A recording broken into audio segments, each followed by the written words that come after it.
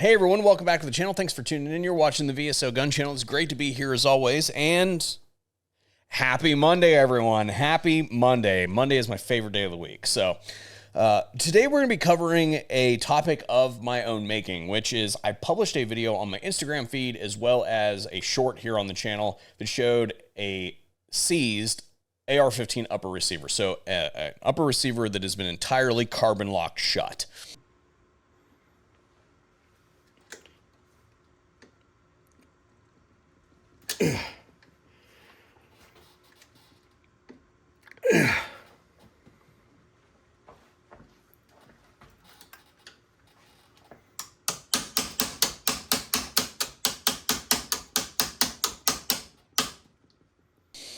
And what's interesting about that is that that gun had only had 300 rounds approximately through it since its last thorough cleaning and when it became a problem child. So I'm going to walk you through the use case on that and how it got there and why perhaps this is pertinent to you, especially if you're just now getting into suppressors. That and I mean, the comments on that video didn't disappoint, so we're also going to cover that, but we're going to do all that after we hear a quick word from today's sponsor. Today's video is brought to you by FatTac. FatTac is currently my one-stop shop for any holster that I need done.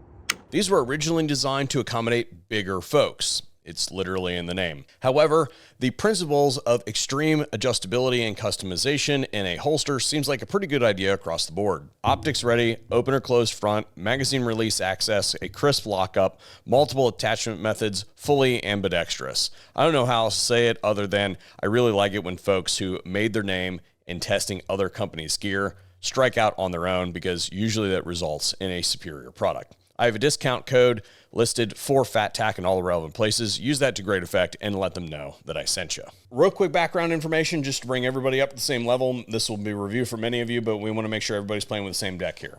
When you add a suppressor to the end of your weapon, regardless of the type, as long as it's some kind of automatic action, but particularly this is problematic when you are applying it to a direct gas impingement AR-15 operating system, which we can get into an argument on whether those are the correct terms to classify that specific operating system, but I'm not going to get into the semantic argument of that here today.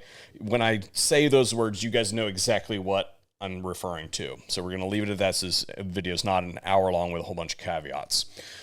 When you add a suppressor to the end of your barrel, you have artificially increased the post-gas length. The operating system is only under pressure when the bullet is either traversing the barrel or traversing the suppressor body. By increasing the post-gas length artificially, you have increased what we call the dwell time. So the amount of time that that operating system is under pressure. Some people will erroneously misappropriate the term increased back pressure to this scenario. That is not what is going on. You're increasing the dwell time, so how long it's under pressure versus not how much it's under pressure. In fact, if you were to look at the real world data, the longer the barrel, actually the lower the pressure.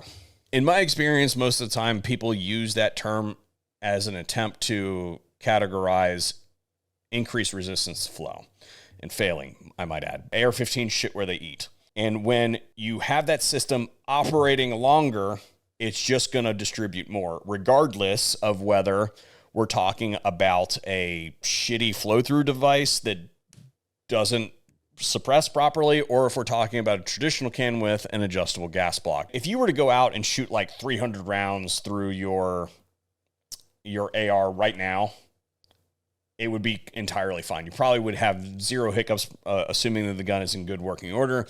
And if you picked it up tomorrow and did the exact same thing without doing anything to it, probably would not have a problem. What I would categorize my use of this gun is consistent light use. So we're talking like I'd fire like 5, 10, maybe a magazine full of ammunition one day, and maybe it would sit for a day.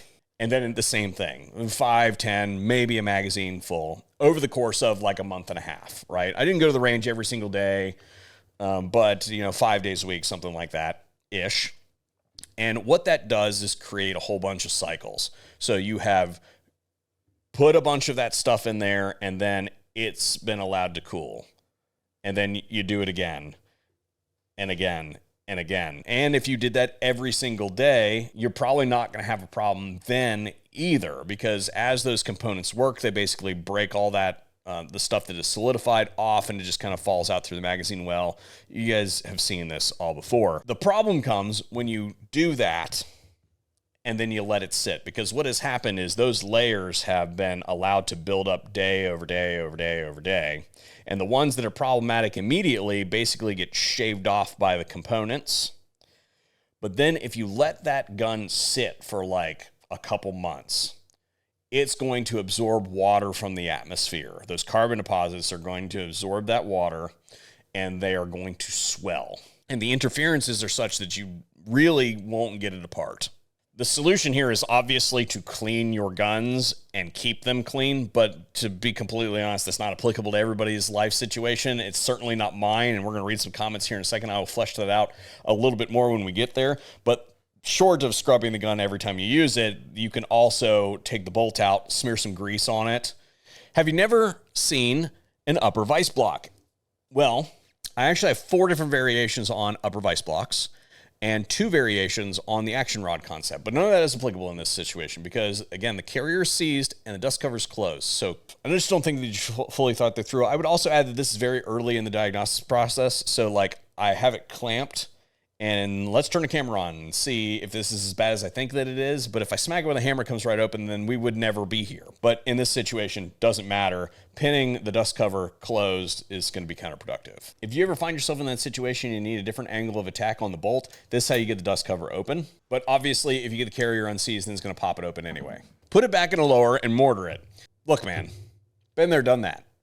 I'm sort of insulted. Like, that's probably the most insulting comment on the entire video, that you would suppose that I got to this point without trying to mortar the gun open numerous times.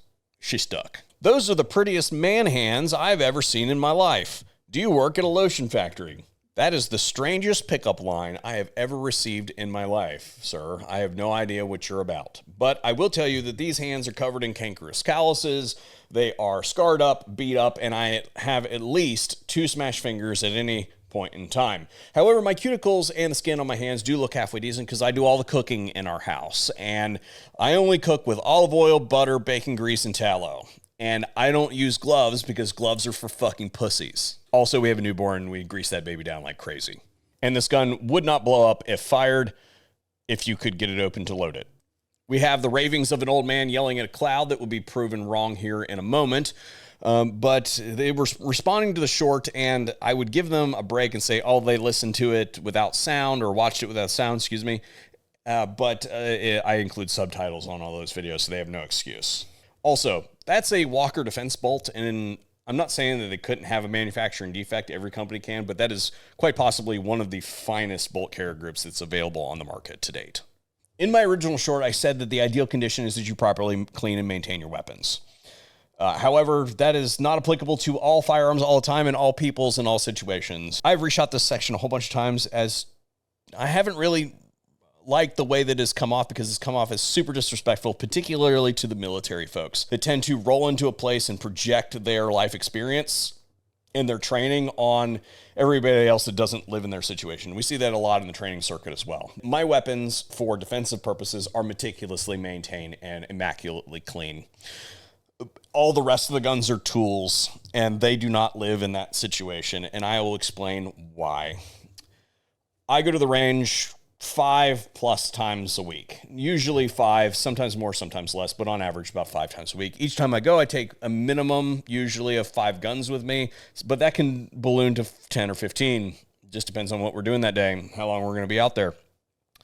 If I clean every single one of those weapons every time, and we'll just assume a cursory scrub of 20 minutes, take the minimum. 5 times 20 by my public education math is 100, and that is just short of 2 hours. I don't got an extra 2 hours of workday every day. Those guns are like screwdrivers and hammers. I don't wipe them down every single time I use them, only until they get really filthy and they actually need it. So don't act like filthy casual. Now, the last comment I want to highlight here today is this one. It has a pretty good understanding of how the gun actually works and how to get it apart, and we're going to use some of this.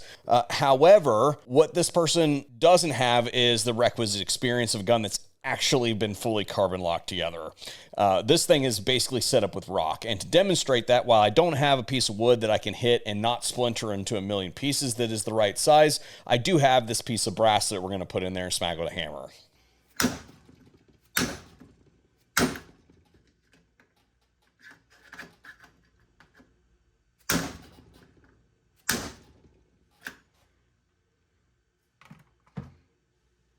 That was obviously ineffective, and it showcases what we're actually talking about here. We're talking about a much bigger problem than this person thought it was. And the other thing I wanted to point out is that this person says never beat on the charging handle when it gets stuck like this, and that is not true. What you should not do is beat on the charging handle with sufficient force to actually damage the gun. And that's why I was using that little itty bitty no-mar hammer, because you're not really capable of generating enough energy to actually damage the gun with that thing. And again, that's because we were in the discovery phase, diagnostic phase of getting this whole thing apart. At this point, we really only have two choices for getting that thing apart for maintenance and cleaning. The first is to beat the shit out of it. Now, the problem there is we have to use more powerful tools and more force, and the high likelihood of damaging some components really is there. Or we can use chemicals to try to degrade the deposits. Whenever we have time on our side, I like to use the first method, which is you take some kind of oil, something that's going to creep, not a grease. Think like penetrating oil, squirrel piss. Sorry, this is YouTube crap. PB blaster is what I refer to when I mean squirrel piss is PB blaster. If you're old enough to remember, you know what I'm talking about. Anyway, I used some CLP because it was there, and you basically reapply ever so often and retry, see if the sucker comes apart. This was entirely ineffective. I did this for 2 days and gave up. So we need to take a more active approach, and for that I'm going to roll in my favorite cleaning product, which is the Quick Scrub. This is a volatile spray that is very effective at breaking up deposits, especially deposits that haven't turned into rock yet. So it gets some of the stuff out of the way. So the first thing that we do is blast it wherever we possibly can, get that stuff out of there that will move. And then we go back to that oil or CLP, and we use Quick Scrub as an effluent. That's a technical term that you may not know if you are not a chemist, but it is using that volatile substance as a carrier into the space. So that CLP dissolves in that volatile liquid. It gets carried to where we're going, and then that stuff vaps off, and you're left with that stuff in the space.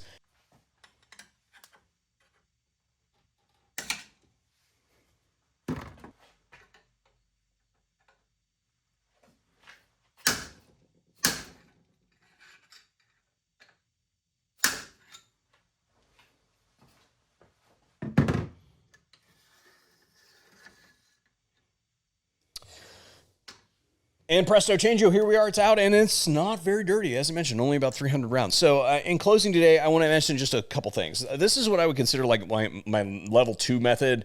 I have another one above that, which is using bore cleaner. The thing about bore cleaner is, in most instances, bore cleaner is pretty corrosive, and you might be doing more damage to your components if you're doing long exposures to bore cleaner than just hitting it with a damn hammer. So just throwing that out there. There are some products that you can use on the market that do a good job, even though we use exclusively firearms solvents in this one. There are some other things. I mentioned PB Blaster. Be aware that PB Blaster does not play well with polymer components. You won't notice it right away, but like months down the road, you'll take the thing apart and all of a sudden it doesn't fit anymore. Just throwing it out there. It's a little bit insidious in that one. Keep it away from that. I'm not sure of the interactions with like stocks, like nice wood stocks and finishes and stuff like that. Anything that's dirty enough to require me to do that doesn't have wood on it anyway. And Please, baby Jesus, do not use WD-40 on your guns ever. It is awful for them. Never do it. Let me know what you guys think in the comment section down below.